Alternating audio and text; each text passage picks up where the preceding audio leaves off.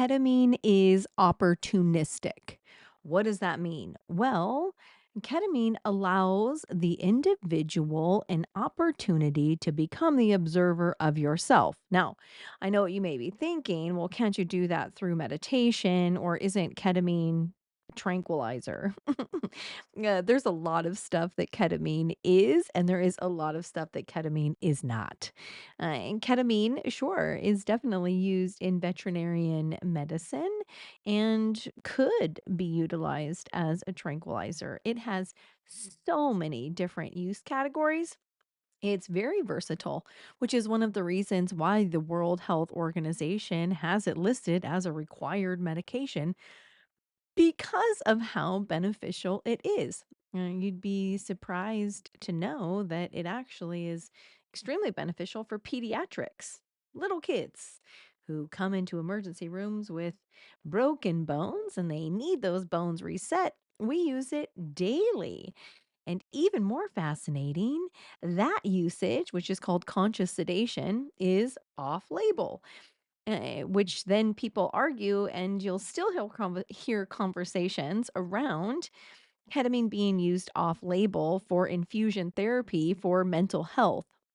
Well, surprise, all of that's off label. You'd be interested to know that about 80% of medicine is off label. What does that mean? Well, it just means that the FDA's initial approval for ketamine was not for infusion therapy, it was for anesthesia. It actually replaced PCP.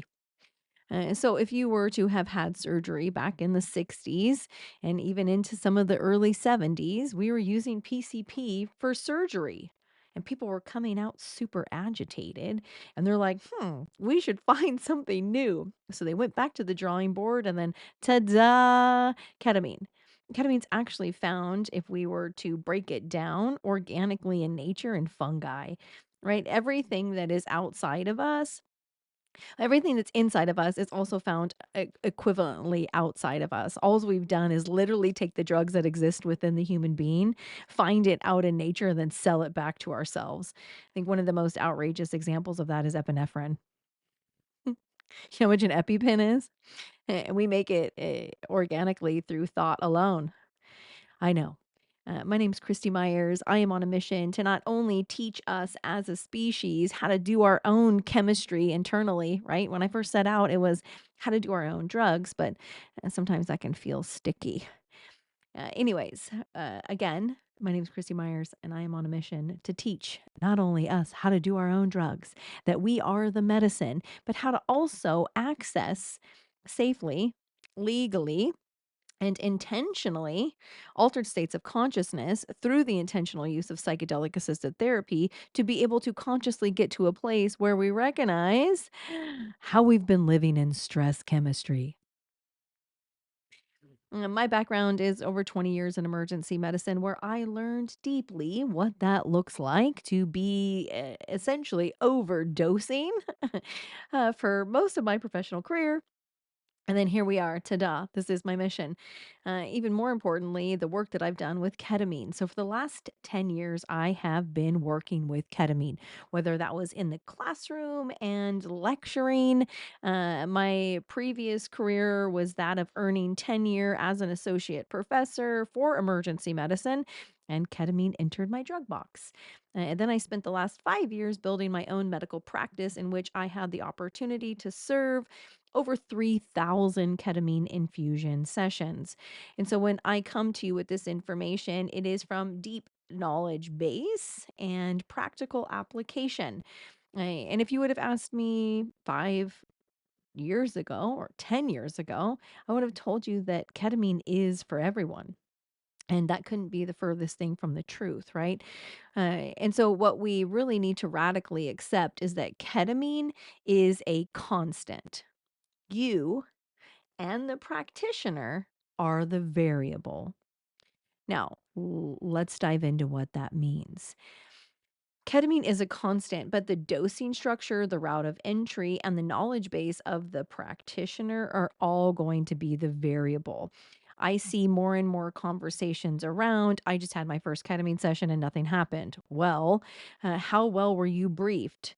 What was your standardized dosing? Did anybody take into consideration your biopsychosocial or your pharmacological history? Or did you even feel safe or were you in a room by yourself? There's a lot that we can unpack, and that's what I plan to do. And so, if any of this messaging resonates with you, I would love it if you could share it so that more people can become aware of what it is that I'm cultivating here and the messages that I am sharing. So, one of the things, and the link is below for you to download, is a free provider's guide. And it breaks down some of the most important questions that you can ask a provider before you start working with ketamine infusion therapy.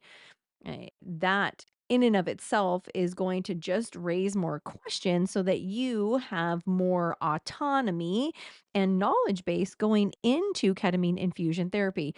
Yes, we could pull so much data right now, and I could show you 25 years of intelligence around the benefit of ketamine for a multitude of different mental health diagnoses.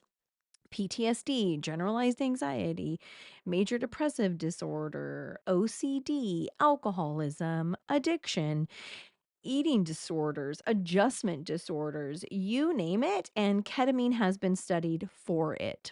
Right. And so now we see that, and there was this big boom about 6 years ago of people just really wanting to work with ketamine because essentially, and I don't have numbers, but I could definitely make educated guessings. It's a cash grab, right? If you are in it for the income, you will be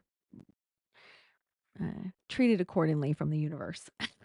And if you're in it for outcome, you quickly realize, or perhaps you're still self funding, that it's not a sustainable model. Meaning, ketamine clinics, in and of themselves, if done intentionally, of the way that psychedelics are really being asked to be honored as we evolve our consciousness, then you really can't put a time frame on that. And it becomes an outrageous cost for us as the individual, right? Because a lot of people that are reaching for ketamine as an alternative medicine, they've already failed multiple modalities, and they really don't have the consciousness as of yet to understand that it's an investment into themselves, or perhaps they've already invested into themselves so deeply that they don't have the financial capabilities to pay for ketamine, or they want their insurance to cover it, which I'm also going to speak to that as well too, because absolutely insurance can cover this.